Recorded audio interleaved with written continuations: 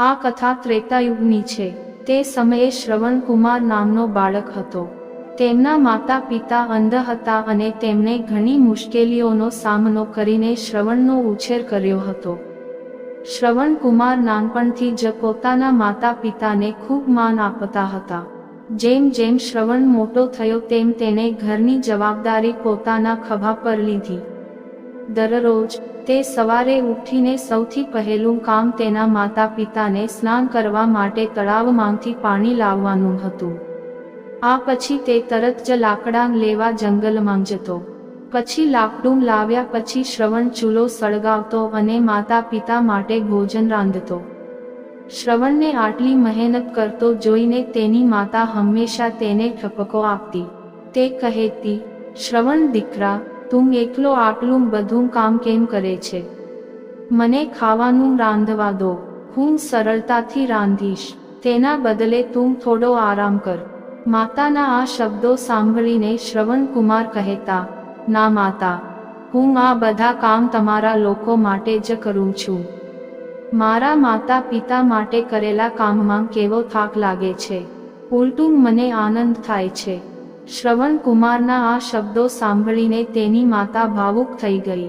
તે દરરોજ ભગવાનને પ્રાર્થના કરતી, હે ભગવાન, દરેક માતા પિતાને શ્રવણ જેવો પુત્ર મળે જે ખૂબ કાળજી રાખે અને દરેક માતા પિતાને સાચવે। શ્રવણના માતા પિતા નિયમિત રીતે ભગવાનને પ્રાર્થના કરે છે। ભગવાનની પૂજામાં જરૂરી ફૂલ અને ફળ, અન્ય સામગ્રી લાવે છે। પછી કોઈ વિલંબ કર્યા વિના માતા પિતા સાથે પૂજામાં હાજરી આપતો હતો।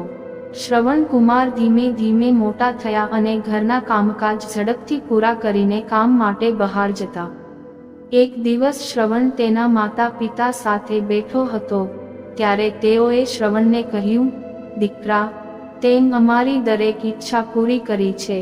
હવે અમારી એક જ ઈચ્છા છે જે અમે પૂરી કરવા માંગીએ છીએ। આ સાંભળીને શ્રવણે તેને પૂછ્યું, શું બાકી રહી ગઈ છે જે ઈચ્છા તમે પૂરી કરવા માંગે છે? તમે જ આદેશ આપો, હું તમારી દરેક ઈચ્છા પૂરી કરીશ।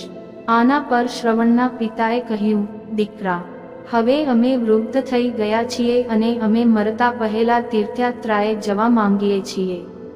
ભગવાનનું શરણ લઈને અમને આરામ મળશે। પોતાના માતા પિતાની વાત સાંભળીને શ્રવણકુમાર વિચારવા લાગ્યા કે તેઓ તેમની ઈચ્છા કેવી રીતે પૂરી કરશે। તે સમયે બસ અને ટ્રેનની સુવિધા નહોતી, તેમજ તેના માતા પિતા પણ જોઈ શકતા ન હતા। આવી સ્થિતિમાં તેમને તીર્થયાત્રા પર મોકલવાનું કેવી રીતે શક્ય બનશે? પછી શ્રવણકુમારે એક વિચાર કર્યો। તે તરત જ બહાર ગયો અને ત્યાંથી બે મોટી ટોપલીઓ લાવ્યો। તેને એક જાડા દોરડાની મદદથી તે બે ટોપલીઓને મજબૂત થાંભલા પર લટકાવીને એક મોટો સ્કેલ બનાવ્યો। પછી શ્રવણકુમારે તેના માતા પિતાને તે સ્કેલ પર એક પછી એક તેના ખોળામાં બેસાડ્યા। તે પછી તેણે ખભા પર ત્રાજવું લીધું અને તીર્થયાત્રા પર પ્રયાણ કર્યું। તે તેના માતા પિતાને થોડા દિવસો સુધી એક પછી એક તમામ પવિત્ર સ્થળો પર લઈ જવા લાગ્યો। આ સમય દરમિયાન શ્રવણકુમાર તેના માતા પિતાને કાશીના પ્રવાસે લઈ ગયા। શ્રવણકુમાર પોતાના માતા પિતાને આજુબાજુ લઈ જતા તેઓને તે જગ્યાઓ વિશે જણાવતા હતા, કારણ કે તે પોતાની આંખોથી તે દ્રશ્ય જોઈ શકતા ન હતા। તેમના માતા પિતા તેમના પુત્રની મહેનત જોઈને ખૂબ ખુશ થયા। એક દિવસ તેણે શ્રવણને કહ્યું, દીકરા, અમે જોઈ શકતા નથી, પણ અમે ક્યારેય આનાથી દુઃખી થયા નથી। અમારા માટે તું અમારી આંખો છે। તેમ અમને જે રીતે તમામ પવિત્ર સ્થાનોની વાર્તાઓ કહી અને અમને તેના દર્શન કરાવ્યા છે, તો એવું લાગે છે કે જાણે અમે અમારી આંખોથી ભગવાનને જોયા હોય। માતા પિતાની વાત સાંભળીને શ્રવણે કહ્યું, તમે લોકો આવી વાતો ન કરો। માતા પિતા ક્યારેય બાળકો માટે બોજ નથી, આ બાળકોનો ધર્મ છે। એક દિવસ શ્રવણકુમાર તેના માતા પિતા સાથે અયોધ્યા પાસે આરામ કરવા રોકાયો। ત્યારે તેની માતાએ પાણી પીવાની ઈચ્છા વ્યક્ત કરી હતી। શ્રવણે નજીકમાં એક નદી જોઈ। તેણે તેના માતા પિતાને કહ્યું, તમે બંને અહીં આરામ કરો, હું હમણાં તમારા માટે પાણી લાવીશ. નદી પાસે પહોંચીને શ્રવણકુમાર કમંડળમાં પાણી ભરવા લાગ્યા. અયોધ્યાના રાજા દશરથ પણ આ જ જંગલમાં શિકાર કરવા પહોંચ્યા હતા. પાણીમાં હલનચલનનો અવાજ સાંભળીને તેમને લાગ્યું કે કોઈ પ્રાણી પાણી પીવા આવ્યું છે. તેને જોયા વગર જ અવાજ સાંભળીને તીર છોડ્યું. કમનસીબે તે સીધો જ શ્રવણકુમાર પર પડ્યો. તીર તેના પર વાગતાની સાથે જ તેને ચીસો પાડી. આ પછી જ્યારે રાજા દશરથ પોતાના શિકારને જોવા આવ્યા ત્યારે શ્રવણ ત્યાં હતો. તે તરત જ શ્રવણકુમારની પાસે ગયો અને બોલ્યો, મારાથી બહુ મોટી ભૂલ થઈ છે, મને માફ કરજો. મને ખબર ન હતી કે અહીં કોઈ માનવી હશે. મારે આ ભૂલ માટે પસ્તાવો કરીને શું કરવું જોઈએ જેથી તમે મને માફ કરો? ત્યારે શ્રવણકુમારે બૂમો પાડતા કહ્યું, મારા માતા પિતા અહીંથી થોડે દૂર જંગલમાં બેઠા છે. તેઓને ખૂબ તરસ લાગી છે.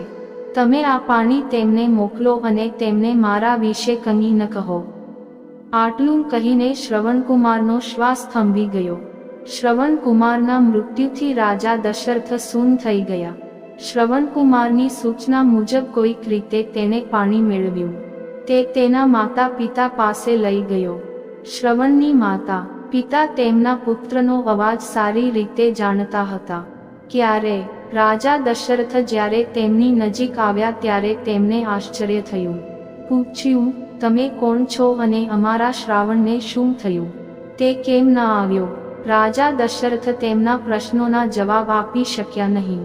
તેને શાંતિથી તેમની તરફ પાણી પસાર કર્યું. ત્યારે શ્રવણની માતાએ ચિંતાભર્યા સ્વરે કહ્યું, તું મને કેમ નથી કહેતો કે તું કોણ છે અને મારો દીકરો ક્યાં છે?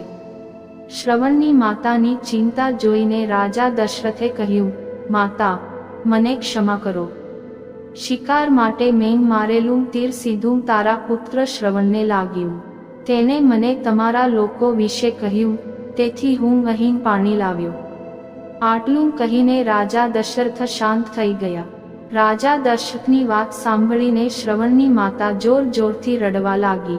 રડતા પુત્રના મૃત્યુથી બંનેએ શોક વ્યક્ત કર્યો હતો. રાજા દશરથ દ્વારા લાવેલા પાણીને સ્પર્શ પણ ના કર્યું. શ્રવણના પિતાએ રાજા દશરથને પુત્ર વિયોગનો શ્રાપ આપ્યો અને પછી શ્રવણના માતા પિતાએ તેમના જીવનનું બલિદાન આપ્યું. કહેવાય છે કે શ્રવણકુમારના પિતાના શ્રાપના પરિણામે રાજા દશરથને તેમના પુત્ર રામથી દૂર રહેવું પડ્યું હતું. રાજા દશરથના શ્રાપને પૂરો કરવા માટે ભગવાન રામને 14 વર્ષનો વનવાસ કરવો પડ્યો. શ્રવણના પિતાની જેમ રાજા દશરથ પણ તેમના પુત્રથી દૂર અંતર સહન કરી શક્યા નહીં અને પોતાનો જીવ આપી દીધો. વાર્તામાંથી શીખવું, દરેક બાળકે શ્રવણકુમારની જેમ નિસ્વાર્થ ભાવે પોતાના માતા પિતાની સેવા કરવી જોઈએ. આ તેમની સૌથી મોટી ફરજ છે. આ વિડીયો સારો લાગ્યો હોય તો કોમેન્ટમાં જય શ્રી રામ લખવાનું ભૂલશો નહીં. હવે મળીશું આગળના વિડીયોમાં. પહેલી વાર ચેનલમાં આવ્યા હોય તો ચેનલને સબસ્ક્રાઇબ કરવાનું ભૂલશો નહીં.